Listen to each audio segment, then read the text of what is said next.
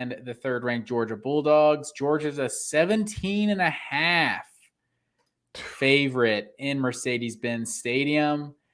And I know that number seems high, but I look at this Georgia team. I think this Georgia, you're going to see a very similar offense than they had a year ago. And I think it just should be even more efficient than they were, with Stetson Bennett having an entire year as the starter, getting all of the offseason reps. He's a national champion. I imagine there's still all the naysayers around Stetson Bennett, but I imagine, his confidence level has to be higher right now than it was 365 days ago. So I look at this Georgia defense, and like, Oregon's got a good defense, but I think Georgia's just got some of the best playmakers of any team in college football. Like, when you're including the tight ends along with the receiver group, like, this tight end group is just going to be absolutely insane. Like, if it's Brock Bowers, Eric Gilbert, Darnell Washington, I just think those guys are going to open things up for the receivers. And I just think Georgia's got too many weapons for Oregon to match up. Even though it is a very good defense, this feels like a 38-17 type of game to me. I feel like Georgia's just going to take care of business. Like, it could be close for a couple quarters, but I think Georgia's going to be too explosive offensively. And this defense is still going to be like, this is still a Kirby Smart defense, right? Will Muschamp, Glenn Schumann. There's still a lot of continuity, even though they did lose Dan Lanning, the defensive coordinator. So I'm liking Georgia to cover the 17.5 point spread. That's a lot. 17.5, like you laid out, it's not as crazy when you really break this down, but Bo Nix, huge wild card there on that front. We might see Bo Nix and Thompson in this one. We'll see.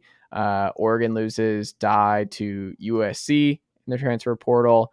That being said, they might have the best linebacker combination in college football this year.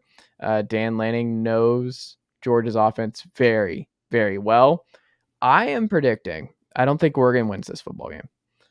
I do think Oregon covers. So I'm going to say Georgia wins, and I think Oregon covers. I think Oregon's defense is going to be a lot better than people are thinking, especially out of the gate here.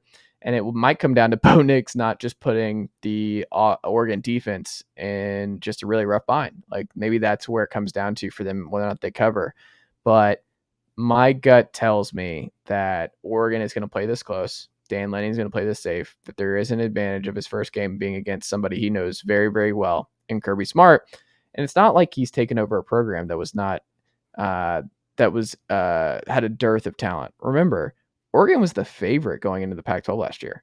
Oregon was a team that people penciled in, kind of like how we're talking about Utah right now. That's how people were talking about Oregon last year with Mario Cristobal, that they were a playoff. This is not a rebuild by any means. No, and I think that's something to keep in mind. It's like, Oregon can absolutely win the Pac-12 this year. They have the talent to win the Pac-12.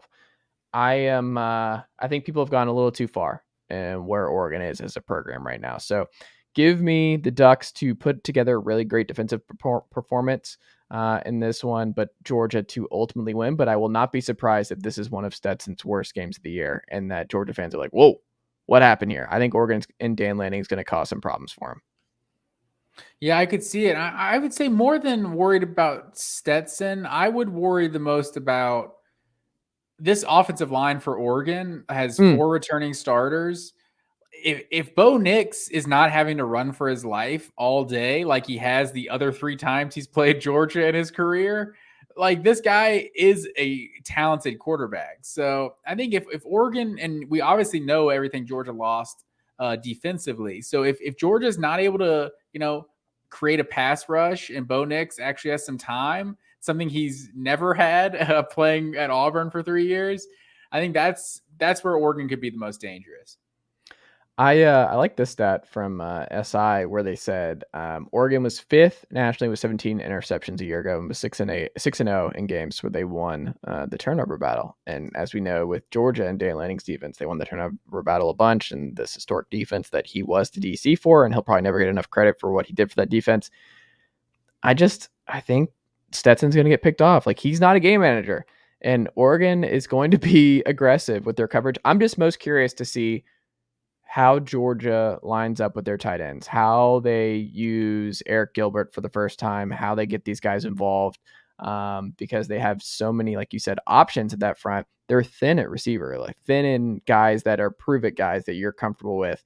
No 1,000-yard guys in this room whatsoever, but there's talent, just a lot of unproven talent. And But Georgia's never had a 1,000-yard guy, so that doesn't necessarily tell you everything, because they've had some very good receiving cores that have been 4 or 5 deep of guys getting 500 yards, right? And I think that's kind of what this seems like. This like I feel like they have like 5 or 6 like solid options at receiver. There's just not that guy. There's not that George Pickens that just is like that clear, established stud receiver on the outside. But they didn't have that last year either, really. So, I think while they do not necessarily have like the top end talent at receiver, they have a lot of good players. And I mean, Ladd McConkey and AD Mitchell were both freshmen last year, and as well as Brock Bowers. So you have like basically the 3 leading receivers coming back as far as receptions go.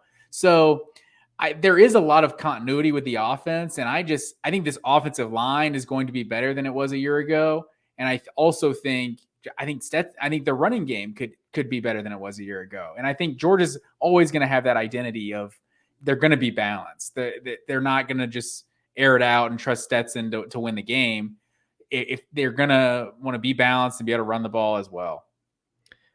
We'll see too, just how the Oregon linebackers and safeties cover these tight ends. I think that might be the difference. Like if nobody can run with Eric Gilbert or Brock Bowers all night, it's over, and Georgia's going to cover. Like if there's no answer there, and these linebackers and safeties can't do it and can't handle themselves in man coverage with these mismatched machines with Georgia at those spots, then I mean, there's going to be a lot of attention. So I think McConkey and Mitchell and friends are going to have options in this game, because there's going to be so much attention as to what Gilbert and Washington and Bowers do. And we'll see how many 3 tight end sets we get with those guys. We'll definitely see it at least once. I mean, you saw it last year when John Fitzpatrick was playing for Georgia. So these guys, with how talented they are. But yeah, that's the last thing I'll say is I don't really expect, I don't think it's necessarily reasonable to expect any linebackers or safeties to be able to match up with Brock Bowers or Eric Gilbert, because no one was really able to do it last year with Brock Bowers. And like Gilbert, it's obviously been a year since he's played football, but we know what this guy was supposed to be coming out of high school, and he had a productive year at LSU as a true freshman. So, I mean, they are absolute matchup nightmares. So it's hard to envision anyone being able to slow down Brock Bowers from what we saw him do in 2021 as a true freshman. There we go. Where are we going next, Matt Green? Keeping it moving. Another Pac-12 SEC matchup. We got the Utah Utes going down to the Swamp to play the Gators. And Florida is a 2.5-point home dog. Thought about going Florida with my home dog all off season. Like, I've been sold that Utah is going to win this game, right? I have just no second thought about it. Like Florida's starting 0-1, and then I see the 2.5-point spread come out, and I'm like, I don't know, maybe Florida can do it. I just look at the types of teams that gave Florida problems last year, and it was these teams that were physical that could just run the ball on them. And I just feel like Utah's an explosive offense, man. Like they're going to run the ball. They're just a disciplined team. And I think Cam Rising makes them a more explosive, just a more dynamic offense. I just don't think Florida, I'm just not buying the Anthony Richardson stuff like everybody else either. Like I'm not super confident in Utah like I probably was like 6 months ago, but I just feel like these are 2 teams at 2 different levels of their program. And year 1 of Napier,